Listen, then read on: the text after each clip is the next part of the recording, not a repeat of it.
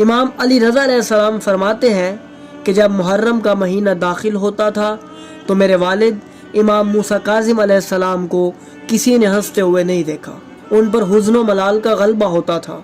हत्ता कि अशूरा का दिन होता तो ये दिन तो उनके हुज़्न मलाल और गिरिया और बुका का होता। वो रोते भी थे और फरमाते भी थे कि ये वो दिन है कि जिसमें इमाम हुसैन अलैहिस्सलाम शहीद कर दिए गए। नाज़रीन, बहरुल गुम्मा में दर्ज है कि इमाम जाफ़र सादिक अलैहिस्सलाम फरमाते हैं, जब रोज़े आशूर होता है तो मलाइका आसमान से नाजिल होते हैं और हर फरिश्ते के पास एक मखसूस किस्म का शीशा होता है।